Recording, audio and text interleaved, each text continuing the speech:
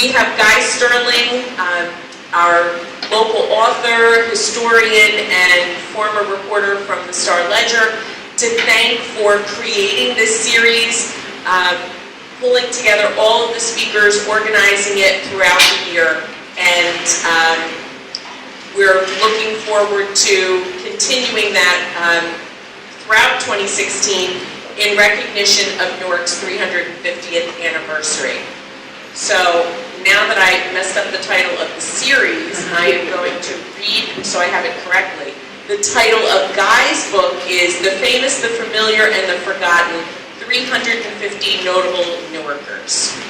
So at this time, I'll invite Guy to come up and open the program and introduce this evening's Notable Newarkers. Thank you. Thank you, Maggie.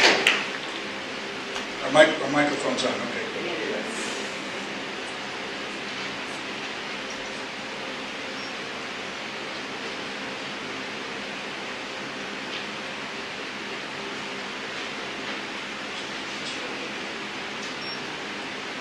Good evening, and thank you all for coming out to the fourth installment of Newark Lifetimes, a monthly conversation series with prominent Newarkers in celebration of the city's 350th anniversary. Our guests tonight are novelist Benilde and playwright-screenwriter Richard Wesley, both Newark natives. I want to welcome those who are here with us for the first time to see and listen to Richard and Benilde, and also to welcome back those who've been here before for our other programs.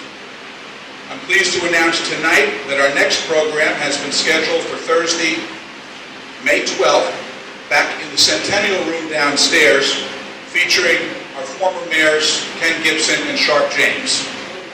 I invite you to be with us for that night for what I think we can all agree will be a truly memorable evening. Then on June 1st, my guests will be internationally renowned artists Willie Cole and Nell Painter, who will be here for a spirited discussion about art in Newark, another field with great Newark representation, though perhaps not as well known as writing. When I first began imagining this series of conversations last year, it was always my intent to have a theme for each program, or at least some synergy between the two guests. Tonight, in Richard and Benilde, I believe we have both a theme and synergy, because both of them have made a significant contribution to the legacy of Newark writers. As many of you well know, over the decades, Newark has been home to many of America's great novelists, essayists, short story writers, playwrights, poets, journalists, and nonfiction writers. Everyone from Washington Irving, generally considered the first American to make a living as a writer, who came to Newark to live for health reasons, to Philip Roth, Stephen Crane, and Mary Mapes Dodge, to Leslie Fiedler, Robert Ludlum, Claude Brown, Allen Ginsberg, and Amiri Baraka, among many others, both before and after, too numerous to mention. It's not a stretch to say that this is a writer's city, and tonight we'll have a chance to explore the lives and careers of two more of those people who've added their names to the list of writers who've helped put Newark on the literary map, not just in the United States, but across the world. So with that, let me introduce my two guests for this evening. Benilde Little was born in Newark in 1958 and grew up in the South Ward. She graduated from Peshine Avenue School and Weequahic High School, where she is a member of the school's Hall of Fame. She majored in journalism at Howard University and worked on the school newspaper there. Benilde began her career as a newspaper reporter, working in the mid-1980s for several years at the Star-Ledger. While I was on the staff, I was also on the staff as well as Barbara Cooper, before going on to magazines and getting high-level editorial jobs at People and Essence magazines.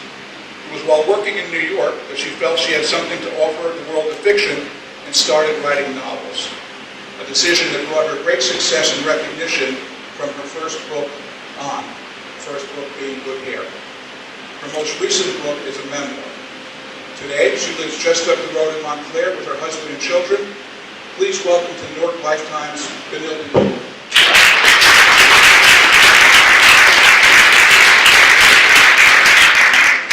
Wesley was born in Newark in 1945 and spent the first 27 years of his life at two addresses in the Ironbound.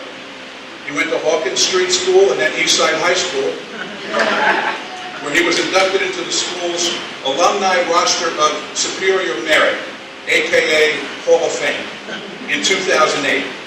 He too went to Howard. He moved into the theater world full-time around 1970, and his 1971 play Black Terror won a Drama Desk Award, launching Richard into a career of noteworthy success as a writer of plays, at least one of which was produced on Broadway, screenplays, including Uptown Saturday Night in 1974 and Let's Do It Again in 1975, both with Sidney Poitier and Bill Cosby, and scripts for TV movies and TV series. He's also taught at several colleges, including Rutgers, and for a number of years now has been a professor of playwriting and screenwriting at NYU. Like Benilde, and remember I mentioned synergy, Richard lives in Montclair with his wife, Valerie Wilson Wesley, a well-known mystery writer. Please welcome to Newark Lifetime's Richard Wesley.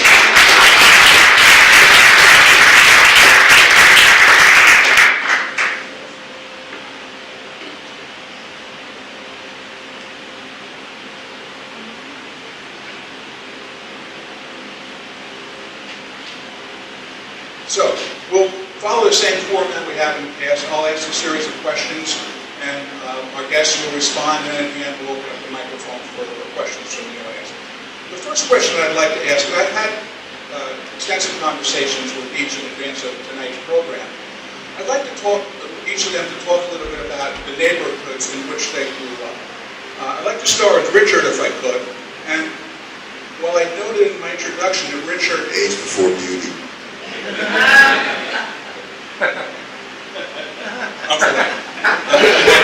That Richard grew up in the Ironbound. What I didn't say was that Richard spent a number of those years living deep in the Ironbound, in industrial Newark.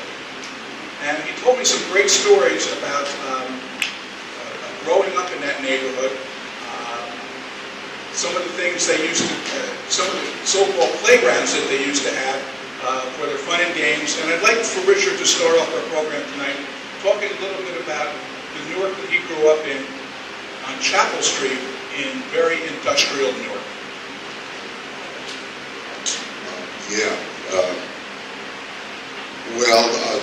The apartment building that I grew up in is still there. It's still standing.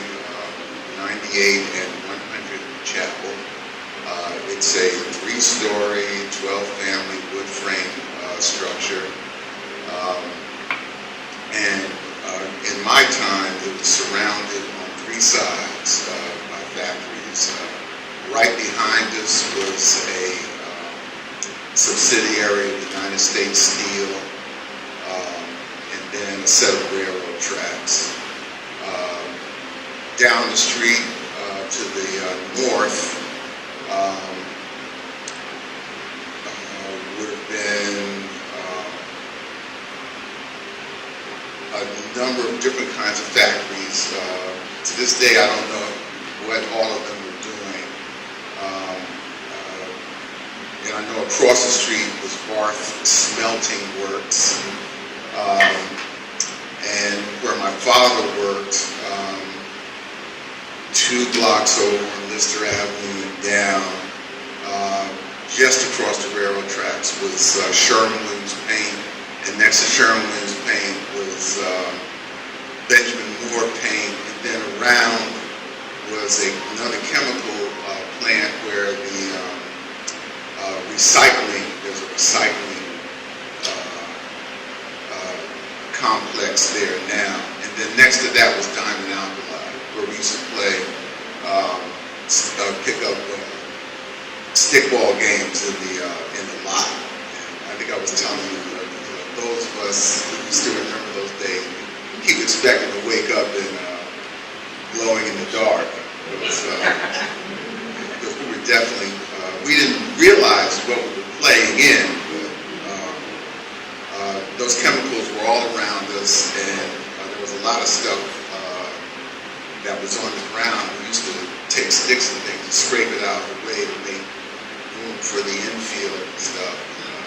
We would play in there on Saturdays and weekends, and security would come out and chase us, and then we'd wait for them to go out, and we'd go right back in. And the reason you were in the neighborhood was because your father wanted to be close to where he worked. Yeah, because I was born in the old St. Barnabas Hospital that used to be on West Kinney Street, just above Martin Luther King Boulevard. And my parents at that time were living down the hill, but on one of the Kinneys, either West Kinney or East Kinney. That part I don't remember, but after I was born, they found an apartment in that building, and they moved there. And then a year later, my brother was born, and two of us. That's the building we grew up in. And he could walk within 10 minutes. He could walk from the apartment building to Sherman Williams, but he never allowed either my brother or myself past the gate. He told us later on when we were older, he did not want us to know anything about factory work or get it in our heads that was something we could do after school, after we got out of high school. Because several of the kids that I grew up with, their fathers worked in that plant, and they were good union jobs. And as soon as they graduated from Eastside, boom, they were right in the factory. His thing was, no, you're not coming in. And you also had a junkyard in a neighborhood that was an interesting little playground. That was to the south of us, half a block away. A big junkyard, had surplus military stuff, old fire trucks, big Mack trucks and things. And we used to go in there and play in those because one of the kids that I played with, his father owned a junkyard. So we had that. And we had Breyer's ice cream. RC Cola had a storage plant, and then Nabisco was across the street from the Valentine Brewery. So, parents could go to the discount store at Nabisco and get, discount bread, cakes, pies, and things. Stop over at Valentine Brewery, which also had its own discount store. And come all the way back around Chapel Street, and if you went due east along Albert Avenue, you eventually came to the farmer's market, and it was an open-air market, and people who had farms just outside of Newark, like going into Union County, a little bit past Springfield and stuff like that, they would drive in and sell produce. Summers were great down there, except for the mosquitoes. But it was great. And I think I told the guy that was telling me about how me and some of the kids in the neighborhood would take dirt, sprinkle all over our pants and things, spread it, put it on our face and stuff, and go to the Breyer's ice cream thing and say, please, give me a trying to get ice cream, the ice cream and stuff. It was Newark, so it was a good life. And, the old Hayes Pool was Hayes Park, and Hayes Pool. Everything was just underneath the railroad trestle, a little bit further down Raymond Boulevard, and go there. So swim at Hayes Pool, try to see if you can bump some ice cream off some unsuspecting rookie worker at Breyer's, go across the street, try to run the same game on the people who ran the distribution center, the RC Cola place, come all the way back home. You can sit along the railroad tracks and watch the trains going back and forth out of the factories down by the river. And, have games, play games, daring doing stuff. My brother was small enough to fit between the railroad ties.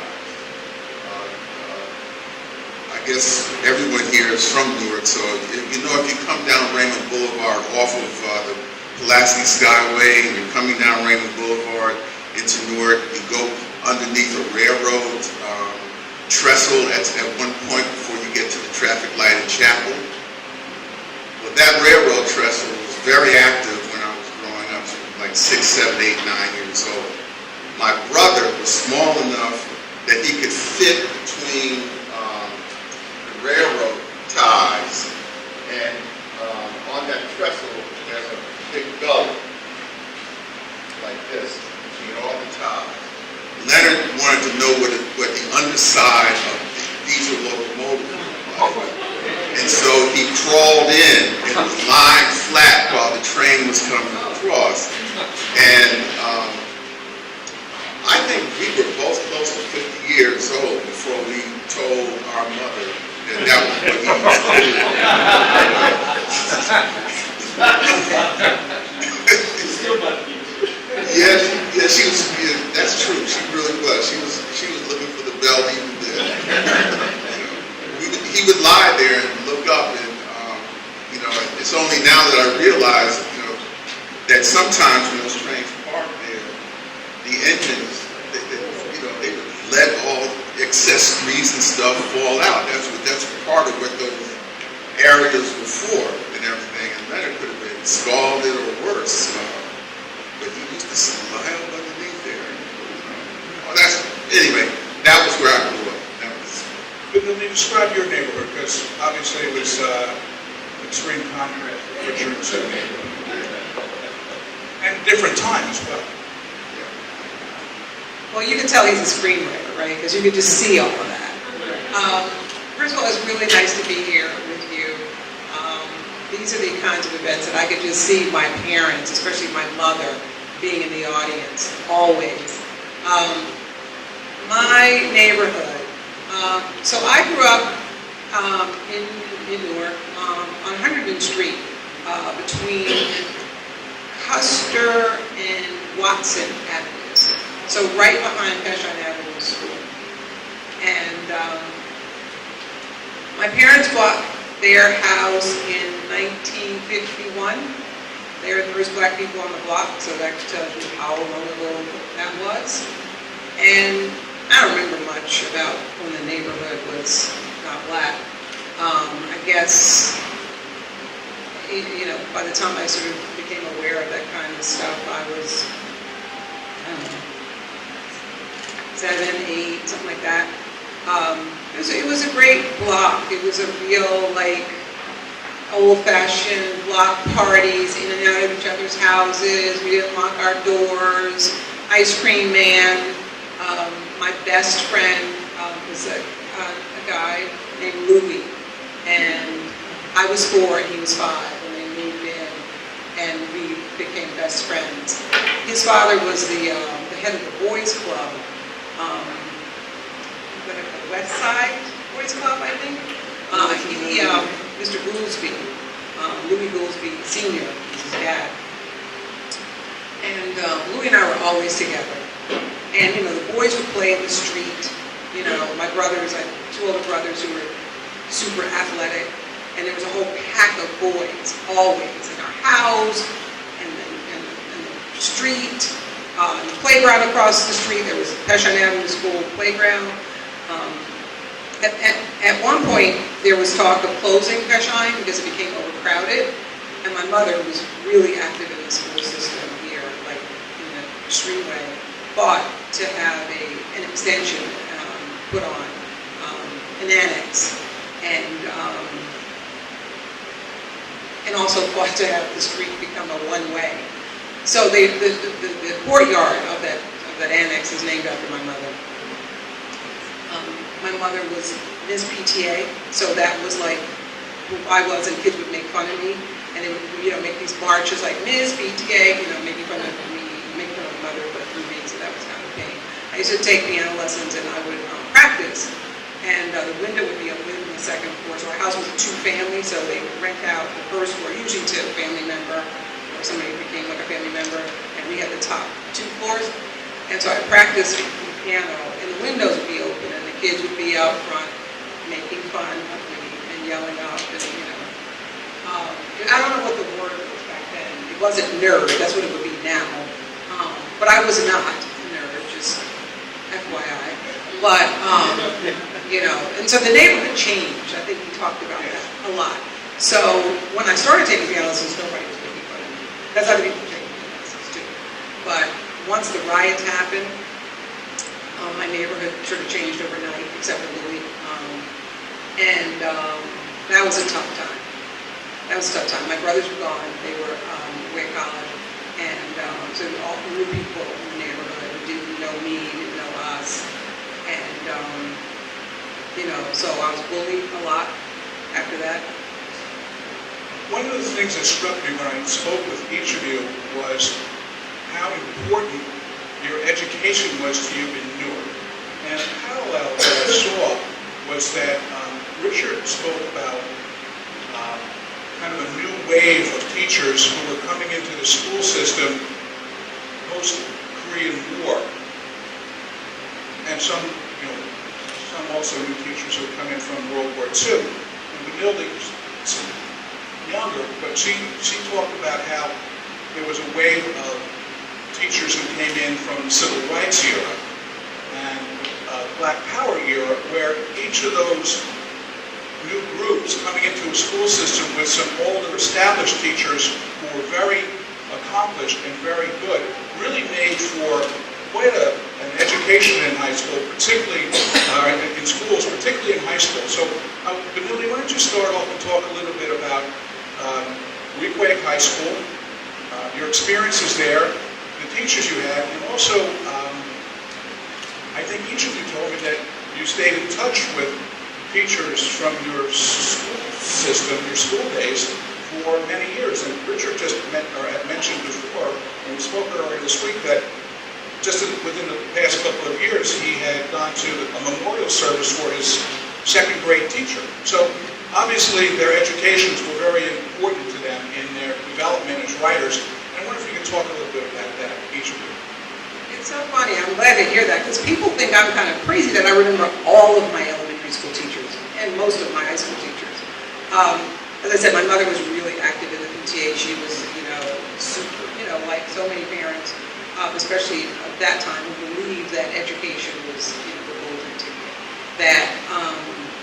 That was the most important thing. And so I went to school, with a stack of my Dr. Seuss books. So I guess I knew how to read when I got to school, which back then now it's not a big deal, but back then I guess it sort of was. I remember I had Mrs. Kitchen, and I had Mrs. Finesilver, and I had Mrs. Cohen, and I had, my first black teacher was Mr. Wilson in 6th grade, and he was what you're just describing. So I had my older teachers, mostly Jewish. I had a few Italians, Mr. Urso and Mr. Lupo. And so in 6th grade I had Mr. Wilson. He was this very flamboyant, gay, black man. And he was on the young side.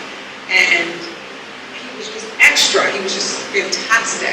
And he was highly educated. He was working on his PhD, teaching the 6th grade, So, yeah, it was, so when I tell people I grew up in Newark, and I'm sure, you all are from Newark, people, are just like, oh my God, how could you be from Newark, right?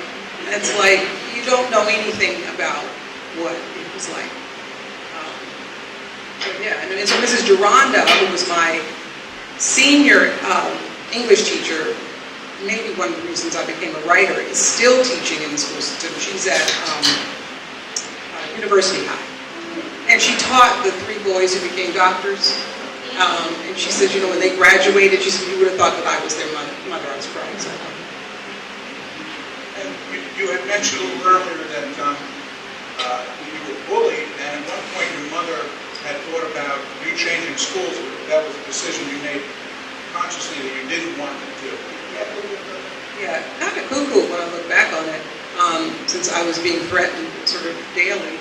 Like, why wouldn't I just want to leave, right? But my thing, was my neighborhood. Why am I going to leave? These were the new people, who had all these opinions about me but didn't know me. So my mother was trying to make me go to St. Vincent's Academy for Girls for high school. And I just thought, there is no way I'm doing this. So I packed my camp trunk. Remember those metal trunks? Where was I going with a metal trunk? Like, where was I running away to? But anyway, so I won that battle. I was going, because I wasn't going to go to St. Vincent's Academy for girls. So I went to Peakway, and I think that sometimes it could have been a little rough sometimes, but it sort of helped me know how to deal with all kinds of people. I don't really have a lot of fear, so that was a good thing. Richard, you're going to Eastside High School. You mentioned that you dealt with all kinds of people. A little bit about your neighborhood and the people you grew up with, and how there was such a wide diversity in the Ironbound, perhaps more so than anywhere else in the city. Well, yeah. At that time, I mean, both at Hawkins Street and at Eastside High School, it was a broad spectrum. On Chapel Street, where I live, and very specifically the building where I live, 6 of the families were African American, and 6 of the families were white. Most of the families that lived in the private homes, but few of them that were on that street at the time, were white. One family was Jewish, and one family was black. And then there was Riverview Court, which was a housing project across the street, which now is named Miller Terrell Homes. At that time, say from the time I was in kindergarten until I was about the 6th or 7th grade, it was predominantly white, then gradually became like half white, then was predominantly black, and then became half black and half Latino. And stayed that way for years.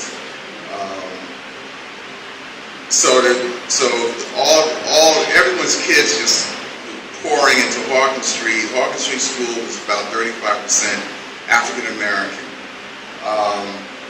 And it was, most of the kids from the various neighborhoods immediately around Hawkins Street and Riverview Court and the old Hawkins Court or Hyatt Homes in there. And Eastside High School was South Street School, Ann Street School, Pennington, I think the school called Pennington, Wilson Avenue, Hawkins Street, those 5 schools, I think, basically. And Oliver Street, it was a 6-1. Ann Street School was almost exclusively white. And maybe one other school. Most of the other schools were heavily mixed. Eastside High School was about 65% white, 35% black or other. And UN Day at Eastside High School, we could easily represent 85 countries.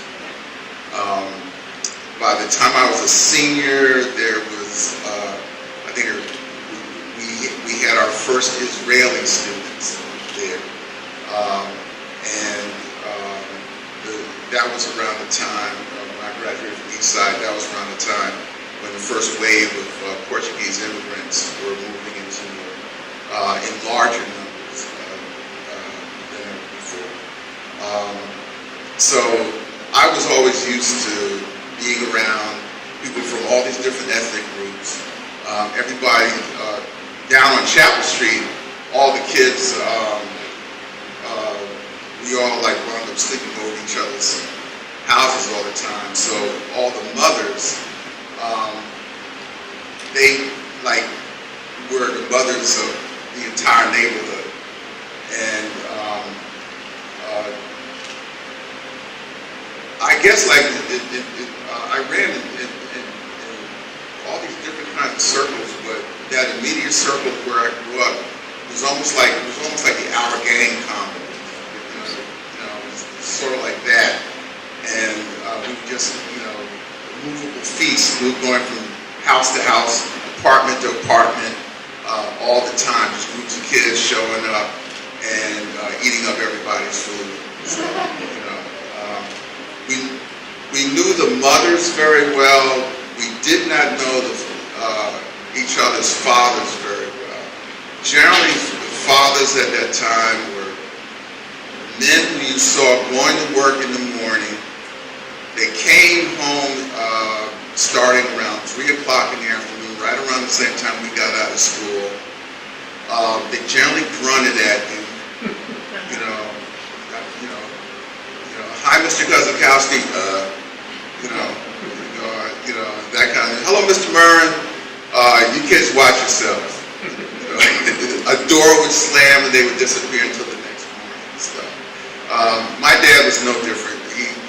I knew him real well. A couple other kids might have known him real well, but most of the kids in the neighborhood, he was just someone who went by.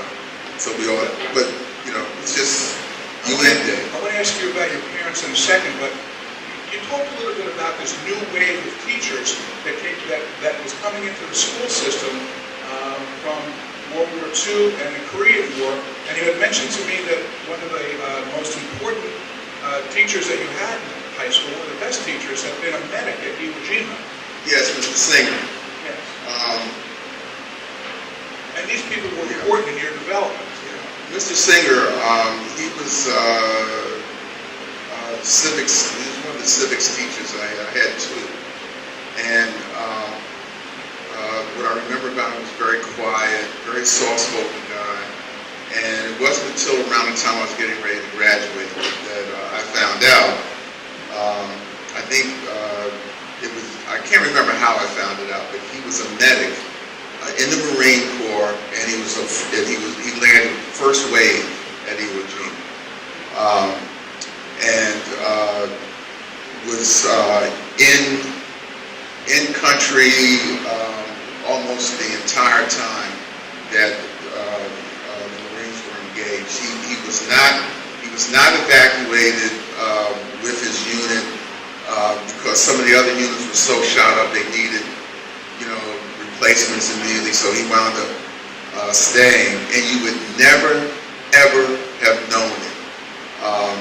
He never mentioned service or anything like that, but then that was not unusual because virtually every adult male over the age of 25 that I knew at that time was a veteran of World War II, and almost none of them spoke about it, ever. They'd either be drunk or they might see something that would remind them of something they would mention in casually. Like my Uncle Jesse, he saw me and my brother playing with some toy trucks that were modeled on the old, I think the 2-ton trucks that were ubiquitous in military transport. And just like that, he saw the truck and he just said, I used to drive a truck like that. And me and my brother looked at him and he said, like, where? And he said, I drove it, I had to drive trucks like that delivering supplies to soldiers under fire. And then he said, Bastogne. And over a period of time, I realized my uncle was a member of the Red Ball Express, and he was running ammunition and reinforcements to the soldiers who were under siege from the German army at Bastogne during the Battle of the Bulge. And, he did it, he drove by himself, and he had no military weapons. They were not allowed, black soldiers were not allowed to carry military weapons, just drive the trucks. And he was under heavy fire. That was the only time he ever mentioned it, just because he saw us playing with the truck. And after that, nothing. But Mr. Singer was the same way. He would never talk about the war, but he was very conscientious in talking to me and to some of the other students, about civic responsibility, personal honor, decorum, and being, I can't remember his exact words, but it was like self-discipline. He kind of stressed those things in his conversations with us. And I got the sense that in each of your cases, that your parents, were very influential in your upbringing. You mentioned a bit about your mom and her involvement in Newark. Your father worked for GM for many, many years, and you mentioned how you would go with him to parades, to Sears and Roebuck's, and another story as well, another stop that you made. Tell us a little bit more about your parents and how important they were in your lives, and how you look back upon your upbringing under their control or their influence that has helped you become the person that you are. Well, I grew up in a Newark that was not as innocent as it was still for Richard. The riots had happened, heroin had come. I remember it was about 72, 71, like that. So I started high school in 71. So I saw people nodding out, from heroin, and I was fairly, protected. And I know one of the things that, my mother and my father were probably most proud of was that we never got in any trouble.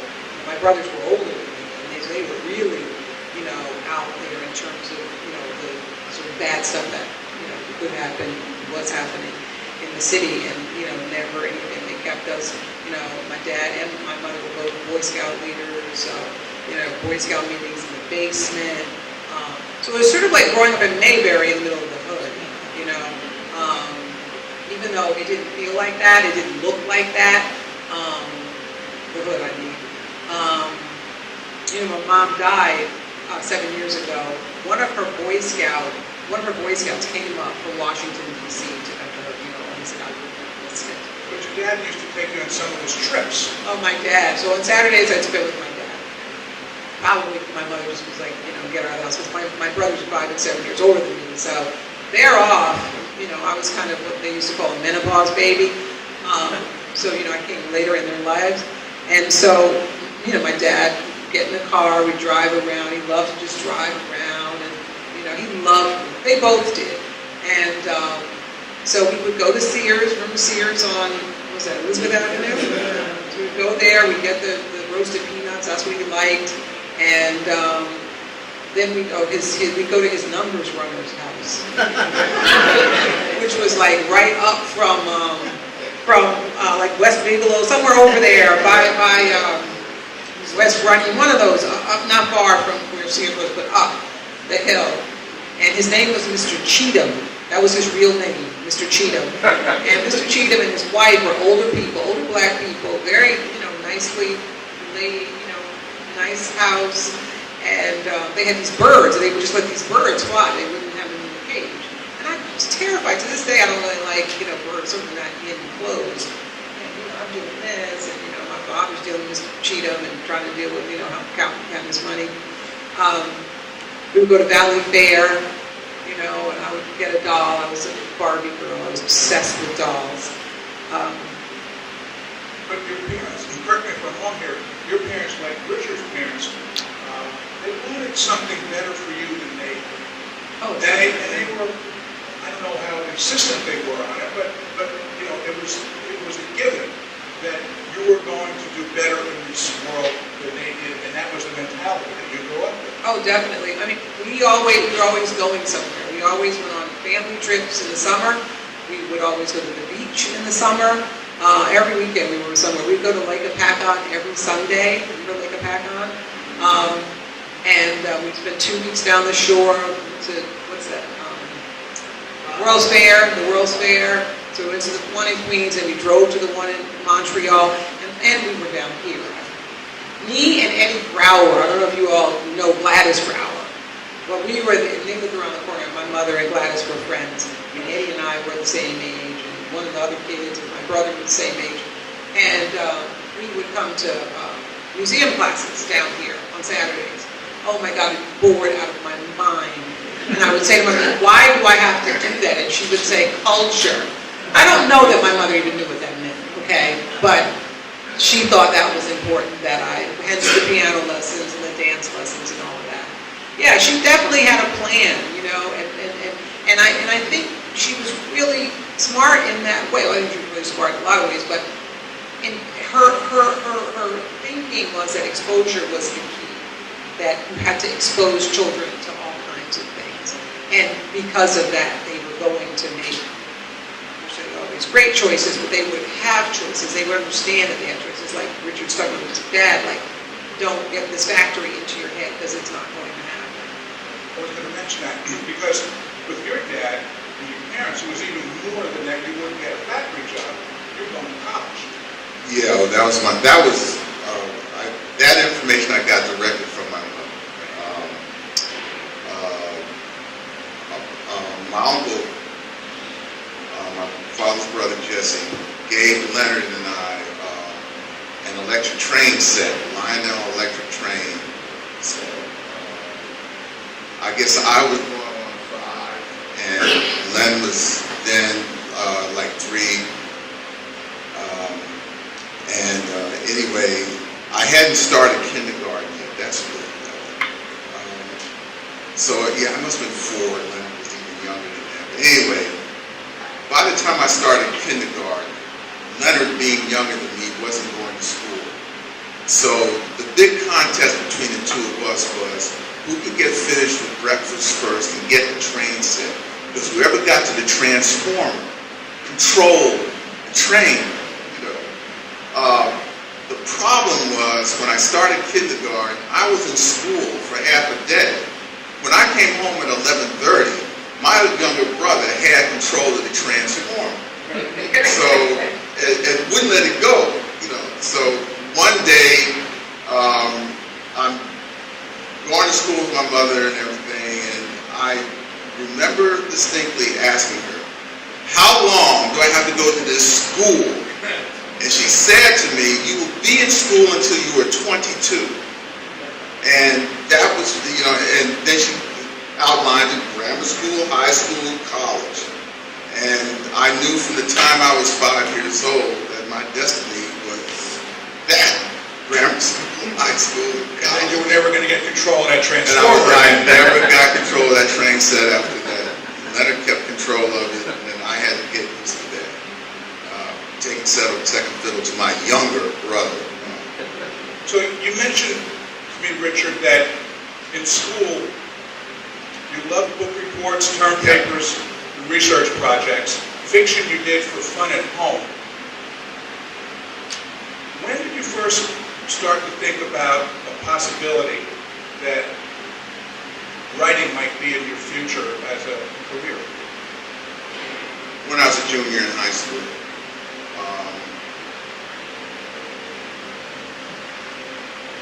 Basically, up to that point, my primary ambition in life was to be a pilot, and very specifically, a fighter pilot in the United States Navy, because I wanted to land and take off on aircraft there. But Navy pilots preferably have to be engineering students. They should ideally have an MFA in engineering, and I was flunking algebra. I was good with 4 plus y equals 5. You know, but once you start putting those things in those parentheses and all that other stuff, I crashed and burned in algebra, and I didn't have a plan B. It was my mother, again, she reminded me of the things that I was doing growing up. Me and Leonard making up our own comic books when we didn't have money to buy one, and me pretending to be a reporter and going around the house writing little stories about things that I would see, you know, headline, Mom makes green beans, that type of thing. And you also found some of the early TV shows intriguing that stimulated your imagination. Well, yeah, once you got me thinking about what writing, Richard, you really like writing, you get A's and B's in English, why don't you think about something related to that? Then I started thinking about the fact that Twilight Zone was my absolute favorite show on television because of the stories. And there was this other show called The Outer Limits, which was also stories. And The Defenders, stories. Gunsmoke, even. Stories. And the Dick Van Dyke Show, comedy, but very strong storylines within each of the episodes. And there were certain comic books that I liked because they had strong storylines. All-American Men of War, G.I. War stories. I liked that better than almost any other kind of comic books because those comic books told stories about individuals in stressful situations. And I started thinking, I like this, maybe I can do some of this. And I actually sat down one time and wrote my own episode of Twilight Zone, and I was going to send it to Rod Serling, and that's a whole other thing because nothing ever came to that. But that was just like a 17-year-old's dream. But the fact that I wrote it, finished it, and was doing the research on where I could send it and how I could get it there, it just like something clicked. I can do this. I can really, really do this. And I got involved with, we were trying to do a documentary. A group of us got together. Our English teacher got us together to do a film about East Side. It was going to be titled The East Side Story, after the popular musical that was out at the time. And I got involved. They asked me to write the narrative, the narration for it, and that was my very first screenplay. So after that, I kind of thought, yeah, I think I'm gonna try this. Was that movie made? No. We had to try to raise a budget for it, and we were not successful. We were still trying to raise that budget right as most of us were graduating, But it's still a happy memory for all of us who were involved. Benilde, your moment of enlightenment came later on in your life, but I want to back up a little bit because you had a gap in your education between high school and college. Bring us from that point of graduating high school through your life, your time in Florida, up until the time that you decided that maybe journalism was going to be a career for you, and then a little later we'll get to that moment when you realized that you could become a fiction writer. So after I graduated from high school, let me back up. Like Richard's mother, my mother was like, college. And I remember doing the math going like, oh my God, 4 years here, 8 years in elementary school. It was just, So, but I was going because I was, trying to be dutiful. But I had no idea what I wanted to do. I was going to go to Rutgers, New Brunswick, but no idea what I was going to do. And so that summer I went to them and said, look, I don't know, I don't have any idea. And because I was the third child, I know this is because I was the third child, because if I'd been the first one, I would be going. And they were tired. My mother just said, fine. She was just done. It was, I guess I figured I would get back to it, but I just wasn't ready to go. So she said, okay, well, what's your plan? Well, it turns out she had already hooked up the plan to make me think it was my plan to have me move in with my brother in Jacksonville, Florida, where he was a radio DJ, my brother Mark, who's 7 years older than me. And so I moved down there with him, and I met all these people some of whom were on TV and working as journalists or more like talk show hosts, and he was doing that kind of stuff on the radio. And so that was a light bulb moment where it was like, I like this. I could do this, because when I was young, I would beg my parents to let me stay up to watch, do you guys remember, of course you do, Dick Cavett and David Susskind and then later Johnny Carson. And I'm like 10, 11, but I loved that. I loved it. I remember Jordan Pony being And I just thought this was the most amazing thing, to just sit there and ask people questions and they tell you, you know, because I've always been really curious. To this day, my husband, my kids, they're just like, oh my God, like in Montclair, I know many people who live there, and if we're out at a restaurant or a diner or something, they won't let me sit in the window because they know I'm going to see people and they're going to come in and we're going to be talking, and because I'm just interested anyway. So I came back home, and my brother told me, well, you know, Howard has a great communication school, you know, maybe you want to apply there. And I said, okay, that sounds good. And this Tony Brown started the communication school there, and he had a show on TV that was really popular back then. And, but it was too late for me to apply, so I went to Kane College back then, worked at Bamberger's, so I went to school full time, I worked part time, and I lived at home, and I applied to Howard, and I moved and transferred. Richard, you talked about your period after college where you didn't immediately get into writing, but you had a job at the airport for a few years. Yeah, my old building was in that set of photographs there. The two on the bottom, next to the TWA aircraft. I think that's a Lockheed. But anyway, there are two photographs of the terminal that I worked in that are right next to it. And I was there for 3 years after I graduated. When I came home from Howard, I worked for about 4 weeks. I had this wonderful job that I got working for District of Columbia through an anti-poverty agency. And I was working in this playground, I was monitoring this playground and everything, and I wanted to keep that job. But my parents kept insisting that I come back, that I come home. And that created a lot of friction between my parents and me.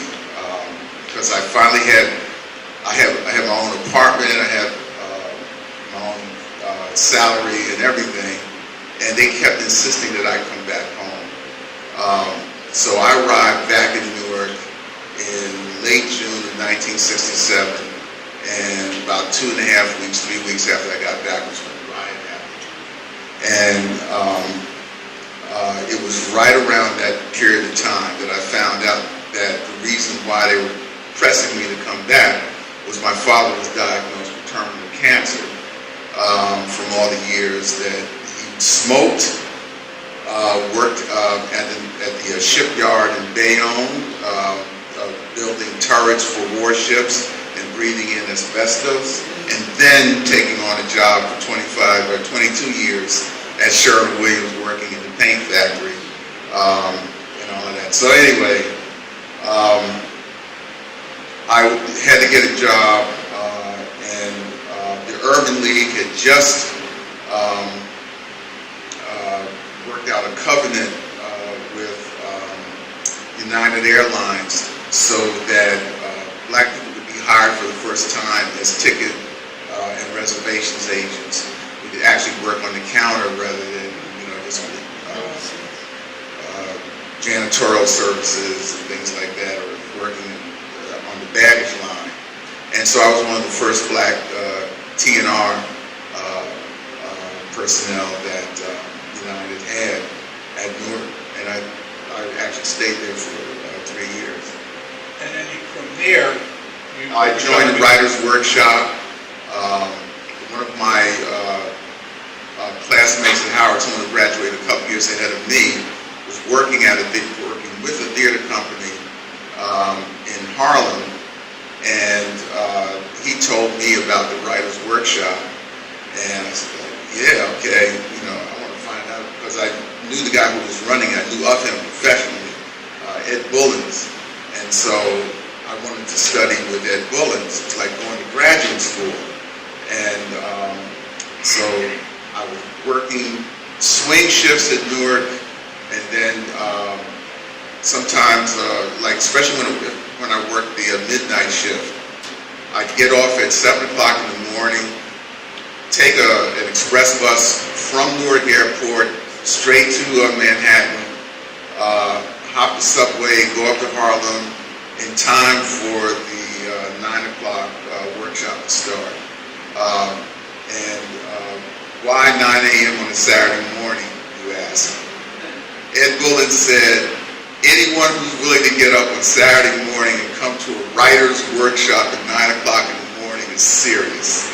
Because, all the slackers are not going to do that. So anyone who's in this room at 9 o'clock in the morning on Saturday, I know you're serious about writing. And yeah, there were like 11 of us. And you had really almost immediate success. Not really. It's 71. Well, yeah, that is. It didn't feel like it at the time. I felt like I was really behind. You're absolutely right. I felt like I was really behind. Talk about putting that first play together. What happened was the Los Angeles headquarters of the Black Panther Party was attacked by the LAPD. They had cordoned off a 16-square block area around the headquarters itself. There was a standoff that lasted 7 hours. And when the Panthers finally came out, after that 7-hour period, it was 2 adult males, 3 women, and a couple of kids. And that was the first time that I had ever, I saw, like, the police department had armored cars, and they had AR-15s. And the AR-15 is a civilian version of the M15 rifle that was standard service equipment for infantrymen who were then serving in Vietnam. And I remember, like, whoa, wait a minute, how is this possible? And somewhere around that same period of time, Huey Newton wrote an essay in the Black Panther Party headquarters about urban kamikaze, and I think in today's terms, he basically was advocating a kind of suicide bomber thing for kids in the black community. And I flipped out. I remember is he out of his mind? And I remember getting into these really heavy debates with other revolutionaries, and I decided I was going to put the revolution on stage. And I was not going to sugarcoat it, and I was not going to take sides. I was going to take everything that I knew and everything that I was hearing and everything that everyone was saying about revolutionary action. I was going to put it on stage and let the audience decide.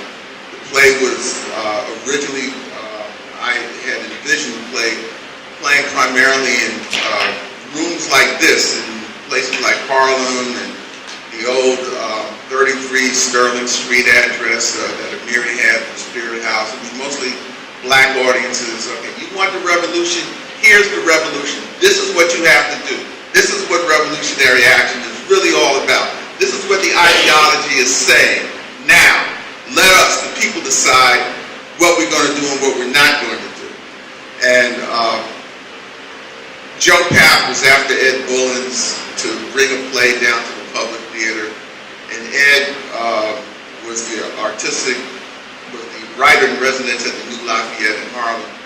And he said, I don't have any plays that I can give you because I'm already committed to the New Lafayette. But I run this workshop, and here's 15 plays from the workshop. See if there's something in here that you like. And Joseph Papp is an old school leftist from the good old days. He's one of those guys from the Lincoln Brigade days, from the 1930s. He read my play and said, I want to do this play. And I was like, oh man, and he did it. I remember we had some big knockdown, drag out fights over ideology and stuff.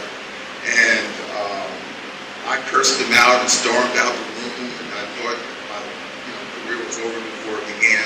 And Joe liked me even more after that. And gave me what I wanted, and the play was stood up on its feet. And it did very, very well. How often is it revived? For a while, very often. I didn't always know it until way, way after, because the play's never been published. Like those usual outlets like Samuel French and stuff like that. They wouldn't touch the play.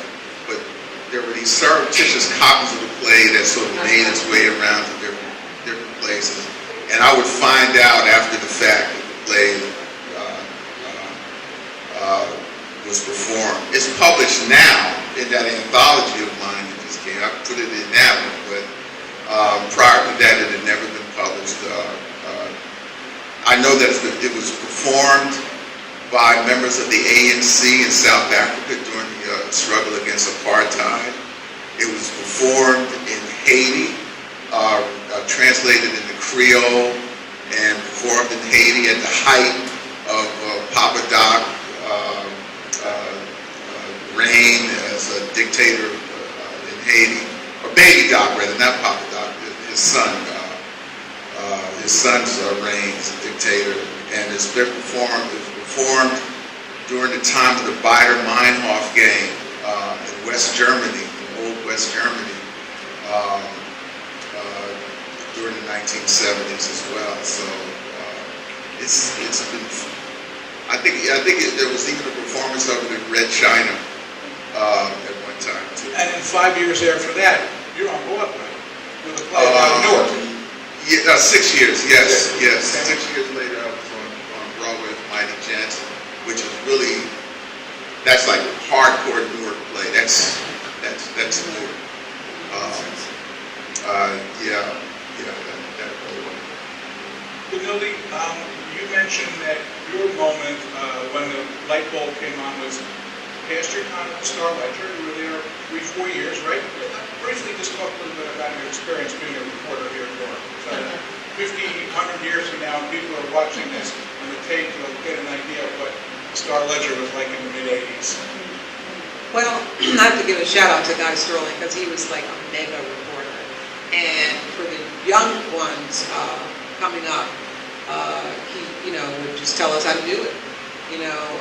Me and another one, Lucy Schulte, who's gone on to do great things, who's Lucy Danzinger now. What was it like? Well, we still had clips back then in the library in the Barbara, so there, so now you just hit Google, right? Back then you had to go into the library and you had these little sort of manila covered envelopes, open, like folders with clips. So anything you're doing a story on, like zoning in Livingston, there are a bunch of clips, lasting 10 years or 20 years or 15 years. And you'd go out every day, and you cover a story, you come back and you write it on deadline, and you have, Andy Stasiak, who was the managing editor, and a masochist come out and yell at you like across the room. Sadist, sorry. So Dave was like on the copy desk. So it wasn't that pleasant, but we had fun. And Guy was also like the Pied Piper, so he's always like, let's go see this concert, let's go to this, So it was a good time, and it was nice to be home covering my hometown, which I didn't get to do a lot, because Newark didn't really cover Newark. And until Barbara Kukla, who's in the audience, started Newark this week, which was fantastic. That was probably my favorite thing to write, stories about Newark during that time. Do you think that your newspaper years furthered your writing skills? Absolutely. There are people, lots of people now, especially where the MFA is the thing to get. So that's a master's in fine arts, where people who want to be writers, creative writers, or creative nonfiction writers, go to these programs that cost a lot of money to learn how to finish a book. Well, the good thing about becoming a journalist first, especially a newspaper journalist, is you know how to write on deadline. You know how to get it done. So even now, I've written, this is my 6th book. I've written 4 novels and 1 nonfiction book, and I just started one, 6-8 months ago, a year ago, whatever. So I dragged myself to the library. Now I'm not living in my house anymore, trying to get a little bit more productive. And it's hard every time you start a book, but I know, it's like that Quincy Jones thing, it's about putting your butt in the chair. Or I think it was Chekhov, it was Henry Miller, who said,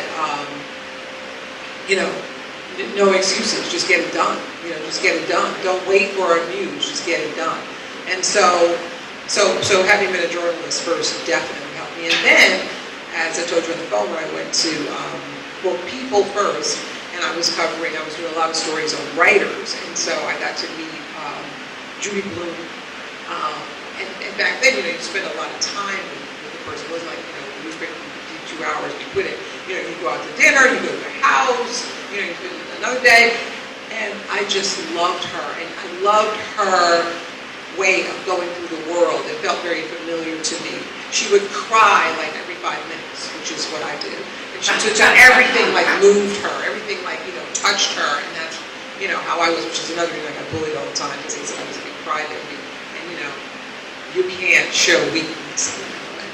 Anyway, so I loved her. I got to interview August Wilson, and I love, so it's all these people, and so it was sort of like, so for me, being around those people, it was more of an organic and internal thing, more than the actual like skill, can I do this? It was more like a feeling, like these are my people, this is my tribe. It was like, okay, this is where I belong. And then when I went to Essence, and one of my jobs was I was a books editor, and so when you work at a long, like 6 months out, long lead time, you get to see books. In order to review them, you have to see books in manuscript form. So before they've been really edited, and that really helped me, because it was like, I can do this, So that's what happened. And you did. And I did. So my last question before we open the questions to the audience is, if you could just briefly explain how Newark has influenced your writing, how it's influenced you as a writer, and how it's influenced your writing. Richard, you want to give that a shot? The energy, and the people. Energy because of just the intensity and the noise that used to come out of all those factories that I grew up around. And then later, when I got older, started exploring different neighborhoods in the city, especially when I was an athlete at Eastside. So we had to travel all over the city, and then ultimately all over the county and state and everything, meeting different people, seeing different walks of life, and all of that just sort of goes someplace back here, and it kind of remains as a file, and you draw from it. There's a certain pride that I have about having grown up in Newark, because I've seen all these other, great American cities and everything, the New Yorks, the LAs, the Atlantas, the blah, blah, blah, blah, blah, blah, blah. And, well, people will talk about their wonderful museums. Well, Newark has a museum, and it was a major one. It has over the great library as well. Don't take my word for it, ask Philip Roth. Broad and Market Street, when I was growing up, was the center of the world, the same way Times Square is in New York, and the same way Broad and Market Street is in Philadelphia. And it seemed like there was always something in that Newark that I grew up in, the ones that's being reproduced in all these old photographs here, that carried their own special strength and their own special quality. And I found ways to reproduce it in characters and locations in virtually everything I've ever written. That's a great compliment to the city. Benilde, would you like to take a crack at that one? Wow. Well, I was sitting here thinking about all of my sort of touchstones. So it would have been Weequahic Park and the big limestone sandbox. It was like, and Weequahic Park is a mini Central Park. And of course, I didn't know that growing up there, because I don't think I went to Central Park until I was an adult. Going to Haynes at Christmas time with my mom for lunch and seeing Santa, living in Bamberg, it was amazing. It was this beautiful place. Like you said, Broad Market, Hobby's Deli, that was a treat. The Dairyland up from Weequahic, I think that's actually Hillside, but or Irvington on the other side. What is that? There was one on Large Street too. But what is that one up Chancellor Avenue? What's that? That's here? Irvington. That's Irvington, right. So all those things, as Richard said, it's sort of like that's the backdrop. We had 5 movie theaters back then.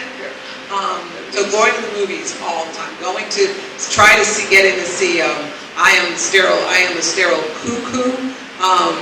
Now I was too young, and back then they wouldn't let you in down at the Lowe's. So those are all sort of like the things in my head. There's like this sort of like background. But in terms of actually the material, for me, the material came from being bullied. And I didn't understand the whole, what they would say to me. These were some of the things they would say to me. You're a white girl. Like, that was just absurd. But I didn't understand what that meant. You think you're cute, you think you're better. I would say to my mother when I come home, I'm like, what are they talking about? So, to my mother's credit, she would say, they're jealous. And I'd say, jealous of what? And she would never, ever say, because we got 50 cents more, because your dad lives here, and they don't have a dad in the house. She would never say any of that stuff. And so, it wasn't until I got to Howard, she wouldn't let us join the Leaguers. I don't know if you guys remember the Leaguers. Didn't understand that either. So I guess somebody gets that.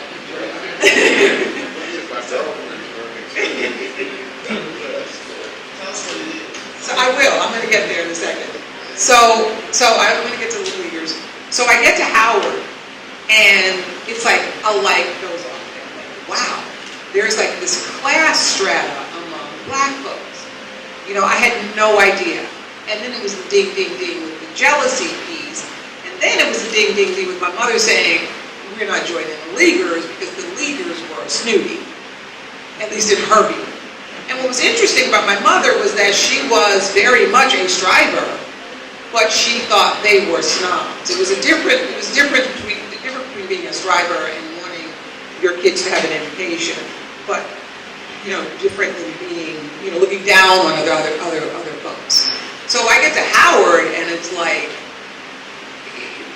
so I needed to write about that, because I figured if I didn't know about this, lots of other people didn't know about this either. Certainly not white people. So that's where Good Hair came from. And the original title was Good Hair and Other Plantation Luggage. And my publisher thought that was too scary. We're going to be here again in the library down in the Centennial Hall next month with Sharp James and Ken Gibson. I want to thank everybody for coming out. Please give a big round of applause to our two guests, Richard Wesley and Benilde. Thank you.